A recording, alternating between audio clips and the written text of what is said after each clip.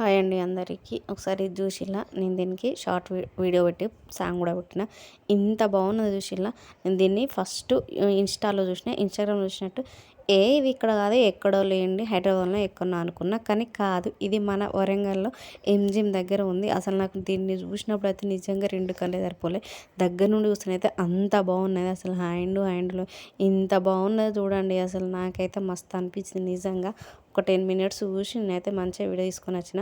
Insta open చేస్తే చాలు ఇదే వచ్చేది. అసలు ఎక్కడో అనుకున్నా, కానీ తీరా చూస్తే మన వరంగల్ దగ్గరనే ఉంది.